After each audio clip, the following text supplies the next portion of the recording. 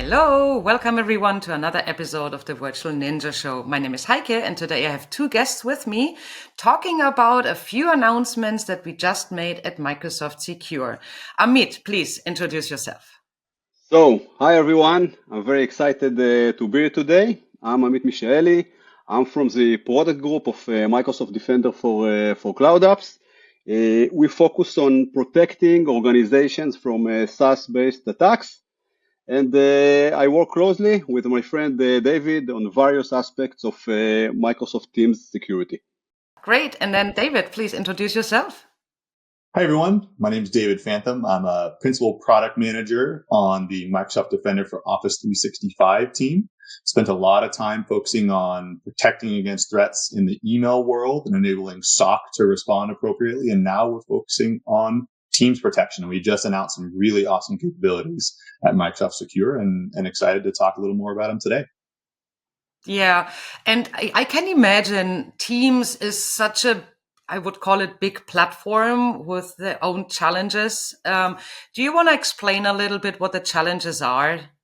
Yeah, it's a massive platform, hundreds of millions of users to start with. So the scale is one of the challenges we have in both protecting and enabling SecOps. But just the nature of the real-timeness of Teams makes it very different than the email world. You know, from the moment you hit send in an email to it landing in inboxes of the recipients, we have a little bit of leeway in time versus Teams being so real time and right in the face of the end users. It changes how attackers attempt to get their content and their communication to the end users, but also how we have to live in Teams as a client to help end users understand what's going on around them. So very different and some awesome challenges that we have ahead of us. I bet, because as you said, like we have chat, and you can, of course, there's words, you can add links, you can add files, and then there is meetings where you have, I don't know, voice and picture and like chat again. And like there's so many different channels, I want to call it, that you can, or channels in general you have as well. Wow. Yes. So why did all these features that have been announced, how did you get there? So we have a lot of awesome experience out of Defender for Office and MCP as a whole, protecting against some of the, more traditional style attacks where, they bring in phishing and spam and unwanted contact, malware into things like one-on-one conversations, group chats, meetings, and some of the awesome capabilities we just GA'd today or at Secure are around protecting against those styles of threats. So we have, near real-time and inline URL protection, click protection, some of our detonation capabilities we're extending from email out into Teams. But some of the challenges we see is that there are other ways they can get to end users in real time. So attackers can just pick up a phone and call end users or set up a meeting in real time and ask them to join. So it's very challenging in new and fun ways to figure out how we can protect end users. And because Teams is an open platform, they can integrate apps directly inline. They can put various bots and agentic AI in line to help them scale to end users. So we have to figure out how we bring the full breadth of the MTP ecosystem to help defend against these types of new threats. So David, there's a lot more on the slide going on. I see apps and bots and Gen AI attacks and account compromise. What does all of this mean when it comes to Teams? It means we have to be agile in the way we respond because attackers are leveraging all of this automation, all this AI, all this creativity in reality to get to end users. So we know we have to protect against these styles of attacks. One of the really interesting ones we've seen them leverage of late is calling as an endpoint, which is brand new from the email world because, we have protections against things like voicemail, phishing, and other types of calling attacks. But here they push a button and they get straight to the end user. And there's also deepfake threat that comes into play with audio and meetings as well. But we're seeing a decent amount of activity in the calling space as well. So, Amit, what are some of these new attacks that are happening with calling? Okay, so let's talk about a specific phishing attack. This attack is used by famous threat actors, and this attack flow starts from emails. So the attacker actually starts email spam bombing campaign using email. he floods you with a lot of emails, and then he lays the setup for the attack. So he does several things. He creates a new tenant, okay, with a basic trial subscription. Trial is important. And he creates users impersonating to be help desk or support. Now everything is ready for the attack to begin. And now the attacker actually initiates a voice call with the victim and tells him, listen, I'm from the support of your organization. I've heard that you had some problems. You got a lot of spam emails, and I'm here to help you. And okay, he actually convinced him that he is from the support, and in order to help fix the problem, he is also convinced to let the attacker install RMM tool. It's a remote desktop tool on the target device, and provides control to the attacker. Actually, from that point, the attacker has full control and can do anything on that device. And specifically, this attacker, what he does is he downloads a malware to the victim's device. Wow. This is so sophisticated, right? So basically spam like send all those emails and then like, hey, I know you received so many emails. I want to help you with this. Like, damn it. And of course they say, yes, thank you for your help. It's really annoying to have all these emails in my inbox. Okay. So, and then what can we do to mitigate something like this attack?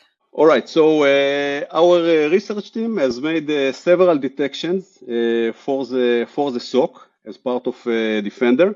So we can do we have several mitigations. One is that we can detect this potential impersonation.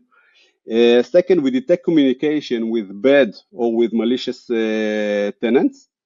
And the third is about the trial tenant. I don't know if you know, but there is a new configuration in Teams. We also use it as a signal. And this configuration provides actually the admin with the option to control communication with the trial tenants. So as an admin, you can say, okay, I don't want users from a trial tenant to initiate communication with my users. Wow. So you configure this, let's say organization A doesn't want to have communication initiated with trial tenants and they configure it for okay, organization A. This is cool. Okay, so Amit, I understand that for almost all the steps where it makes sense, we have detection coverage. Is this right? Right, that's correct. And then David, because step 1 here, and I think also step 3 is in Teams or is in Outlook, in Exchange, in Mail, and then in Teams. So how do you make that connection there? Yeah, it's a great question, and it kind of goes back to how attackers are starting to cross modalities. They don't live in email, they don't live in Teams. They're crossing both quickly, and that's where all of us in Defender are uniquely positioned to have the capability to detect and respond to these types of attack.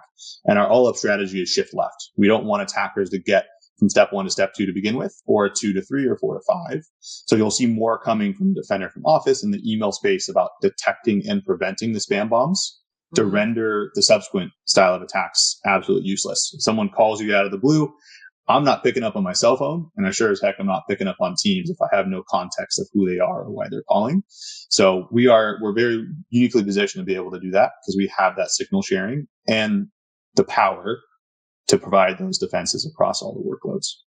I think it's so important to add that extra layer. I mean, I feel like Teams does already such a good job. Like if someone externally messages me that I have never spoken to before, I get this message like, hey, this person is external. Do you want to accept this chat invite or not? For people that actually have to talk to external people all the time, for them, every person might be this, oh, there's a new one. So it's super important to connect these other pieces together to have more evidence that this could be a potential attack. Okay, so Amit, what is another example of a common attack that you see these days? All right, so I'll talk about another attack vector. It is used by threat actor 0324. So this attacker actually, they're compromising user accounts, and actually the attack starts from this compromised account. This is actually an account in my organization. Okay, so this attacker actually uses a tool that they've developed that leverages those compromised, actually internal accounts, and send malicious messages to employees within the same organization. So since the message appeared to come from a legitimate coworker with my organization, it is far less likely to raise suspicion, and it makes the method incredibly effective. It is very easy for me to believe that it is a legitimate user, it's someone that I work with, it's someone from my organization. So there is a very good chance that the user will actually click the link and will get compromised. So that's about the attack. And we are fighting back. We have actually developed few threat detections within Defender. First, to detect the attack, but not only to detect the attack, we automatically and in real time, when we detect the attack, we disable these compromised accounts. Okay, so we actually block the attack while it happens. So it's again a trial tenant. Everything starts again with those nasty trial subscriptions. Okay, in that case, the attack may begin in a trial tenant, okay, but specifically for this, I would call it sub attack. The attacker has a list of users that has been compromised before. So just imagine that using maybe the previous attack or using different attacks, okay? He gets a list of compromised users, which are actually users within your organization, okay? So now he's already in your organization, and it is very easy for him to continue the move within that organization. So, and then where do our detections come in here now? So we already have in production a detection that specifically can detect this actor, okay, and detect the attack and automatically disrupt it. The way to disrupt it is that we are talking about an internal user, okay? So we just disable that specific user. So this user, which is compromised, cannot continue attacking other users in the organization. So it might be possible that he will need to change a password or to do something else, but at that point, the user cannot continue with the attack. Okay, so Amit, the detections that you mentioned, they are in place, but they have been recently put in place. So this is still a very new attack and a new detection. So everybody hopefully knows now that we can also detect these. Anything from you, David? Back to the similar strategy of being able to shift left. We don't want the compromised user to be able to deliver this content in the first place, which is why we're really excited about some of the features we announced at Secure finally going GA. So we have protection against the internal compromise scenarios where they're sending these malicious URLs. We have our inline URL protection that can prevent against these style of attacks, and time of click protection and detonation of the more sophisticated styles. So we protect against the whole spectrum of people using commodity phish and commodity malware to these style of really sophisticated, threat actors that use unique payloads to try and circumvent detection. So we have our customers covered from the kind of general compromise phish and malware scenarios all the way to these very sophisticated actors. We've got you where you are. Hey, Kip, I have maybe another example for an attack chain. Oh, okay. So looking at the attack chains that I've mentioned, there is also, as part of this chain and as part of these attackers, there is another method that is hidden, which is Teamsphisher. Okay, so Teamsphisher is actually a tool used by attackers also for phishing campaigns. Okay, so just imagine that there is in the wild a tool that as an attacker you can very easily configure, and just use this tool to begin a large-scale attack. So how it works, as an attacker, you just use a tool, you configure a malicious attachment, you configure a message, the message that you want to send the victim in order to convince him to click, and you list the users that you want or the targets that you want to attack, and when the attack begins, you just click start, and then the tool will upload the attachment to SharePoint. Okay, it will run over the list of users. It will verify that the user exists and they can receive a message from external tenants, and then they will send them messages, and this is actually the attack. So actually, what's the big deal with that kind of attack? So first, the way they do it may trick the user to think that the attack comes from their tenant, from an employee or co-worker.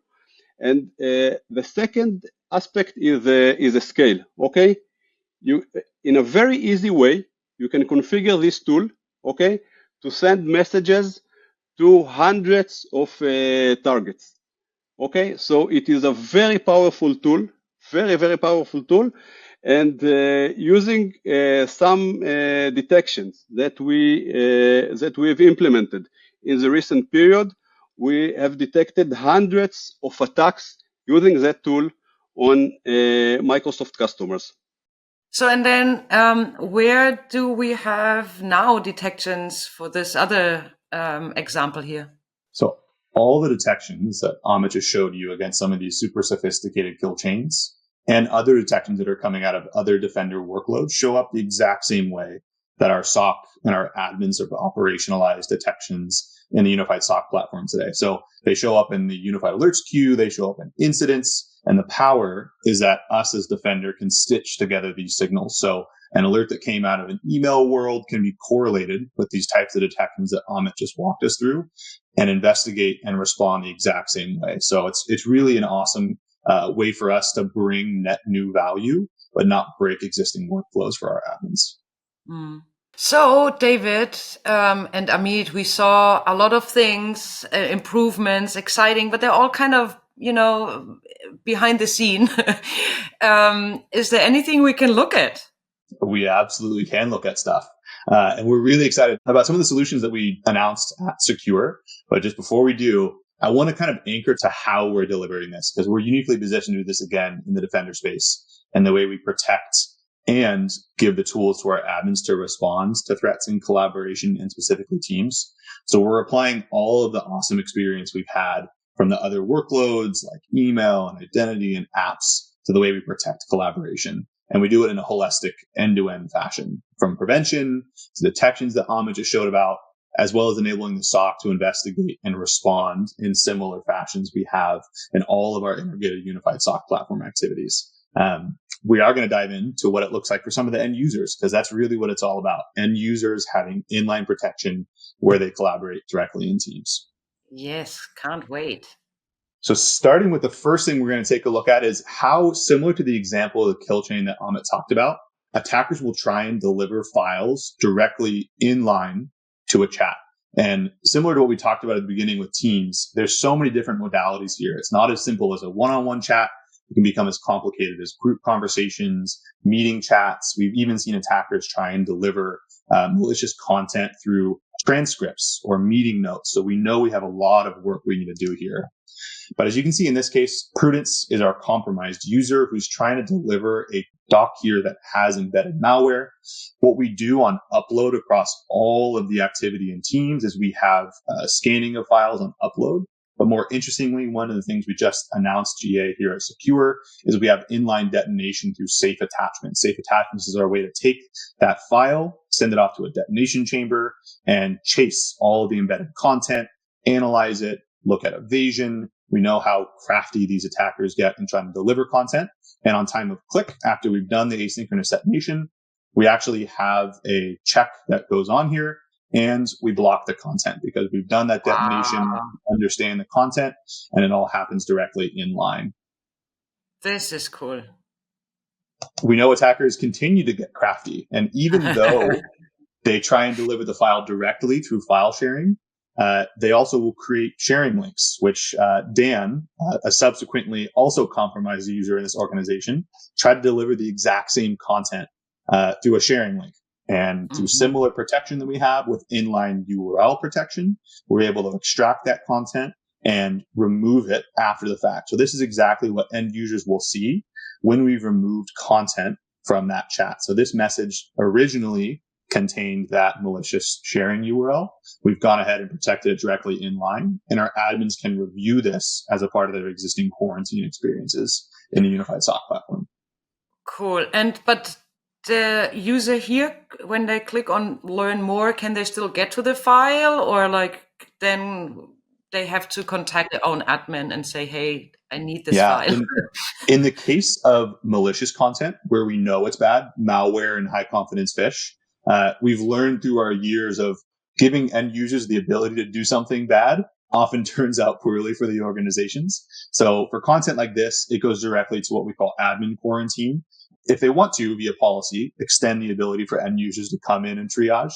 If it was spam, we actually are also, in the near future, introducing things we call tips to the end user. So we would warn on content to say, this looks like it may be suspicious. Add that extra bit of scrutiny to this content. So if we were replaying this demo, but it wasn't known malicious content, it was suspicious, you would see things like warnings over the URLs or warnings over the files. Because we know, back to our strategy, that end users, as the fifth pillar, is often the weakest last line of defense. We want to make sure that they have that context in line. So for malicious content, no. For suspicious or unwanted, yes, there is a way for end users in Teams client to be able to triage it directly in line as well. It's so important to make it as easy as possible for them. So, because they don't deal with all this stuff that we know about security and this is bad and here's bad, they just want to do their work and then there's something and then they click. I understand. Like it's always, why is the user clicking? Well, how should they know? I mean, honestly, yes, the better we help them. I love it.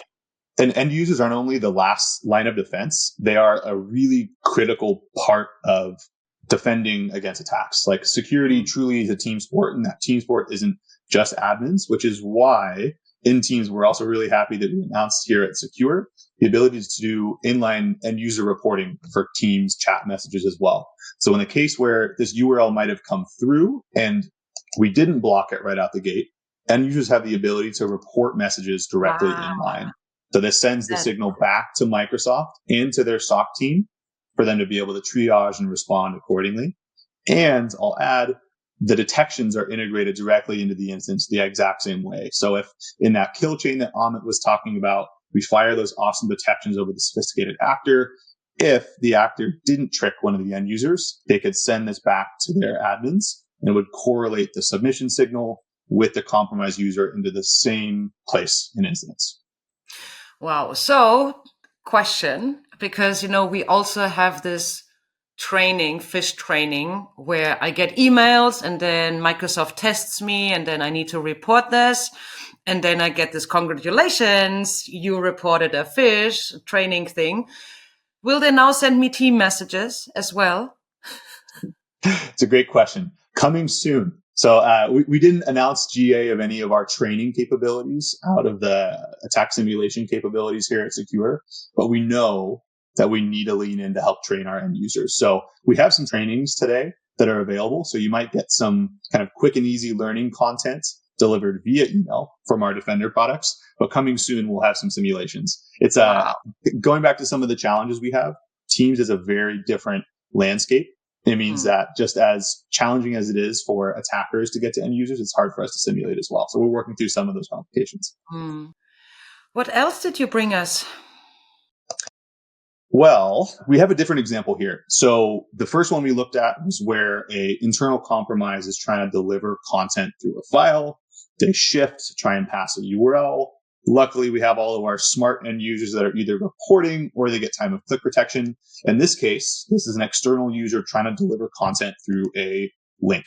And while we have all of our inline URL protection, we've also announced GA of our safe links capabilities directly integrated into all of our Teams clients. So I'll show you in a minute here that at time of click, we also do that detonation where we send the URL off to our detonation sandbox chambers. They chase all of redirection. They chase various OS context, user context, geo evasion, all the awesomeness we do in our sandbox.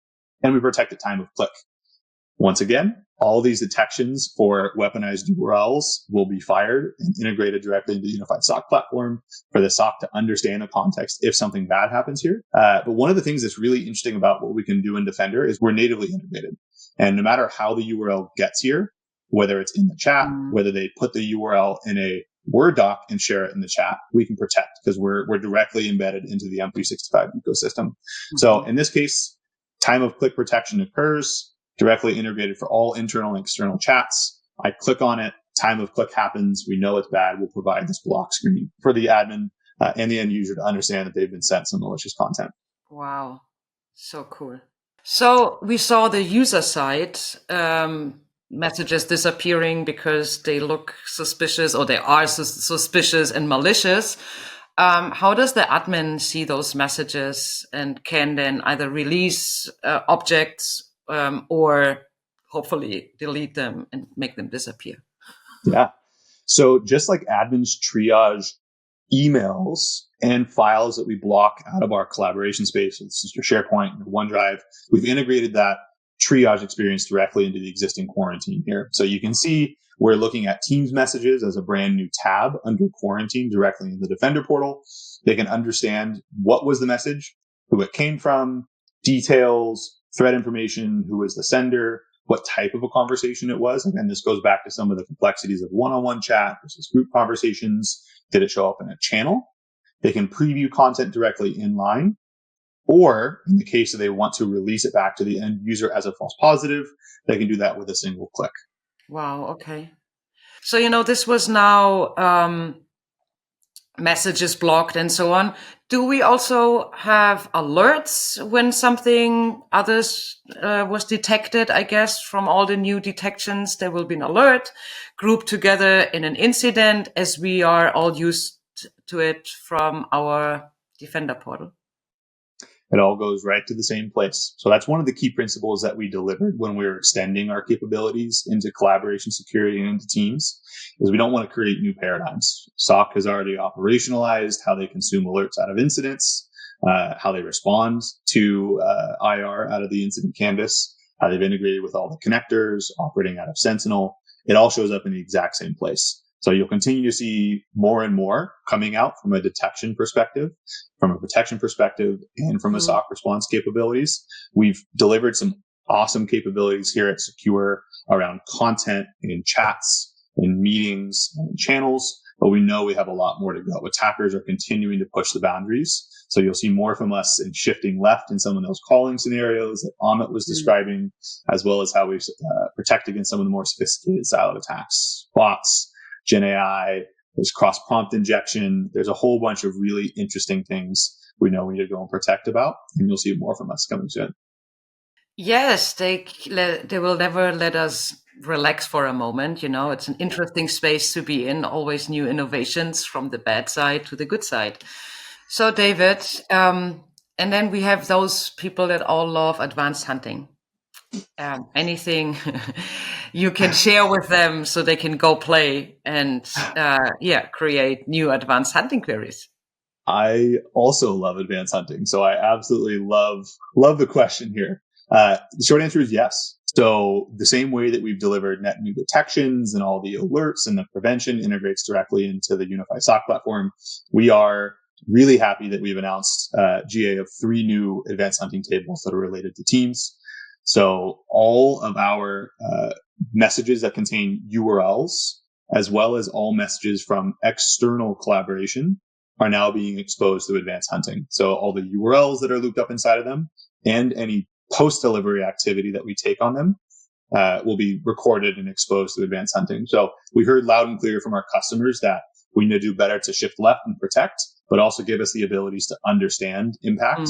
So we're super excited. We got those 3 tables: time of delivery messages, URLs inside those messages, and what happened after the fact. Wow, cool. So, and then we looked at what was announced at Microsoft Secure. But I know you are never, as we just said, like never sleeping. There's, always more to build and develop. Can you share a little sneak peek into what's maybe just around the corner? Okay, so I can talk about three areas that we plan to invest. One area is posture recommendations. So in order to enhance prevention, we will offer security admins through Defender exposure management. We will offer them some actionable recommendations for Teams configurations. Okay, so the goal is that this will effectively reduce the attack surface and will also provide, we think, a good balance between robust security and productivity.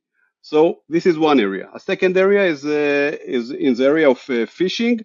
So additional alerts for SOC and mainly automatic disruptions. So we will not only trigger alerts, but we will automatically stop the attack while it happens. So we plan to add a lot of capabilities around that area. And the additional area that we will touch is the area of, I think we've mentioned it before, of Teams applications and extensions. So we plan to enable a safer usage for the organization of applications and extensions on top of Teams. Cool. Anything from you, David, or did he already include your items? You already said there's no time for sleep around here. So yes, of course, we always have more things coming. Two in prevention and one in response. So one of the things we touched on earlier was how do we give that indication to end users about some of that suspicious content? So coming soon, following our awesome secure announcements, are warning tips into the client directly for end users to be able to understand that context in line and adjust their behavior accordingly. So that's one. We have other prevention capabilities coming directly in line to the client around impersonation and business email compromise. So we GA'd at Secure some brand impersonation detections. We're going to release some more on how do we protect the domains that users collaborate with and specific users. So we know that attackers are trying to impersonate through Teams chat either influential people or people in organizations that can demand influence, like finance or HR or recruiting. So that's the second one in prevention. And then we're also releasing our first set of integrated SOC response capabilities. So the same way that admins can go to the Teams admin portal today and give that granular control over which domains can they block and domains they can allow, we're bringing that into the SOC workflows and the ability to remove a user from a malicious chat.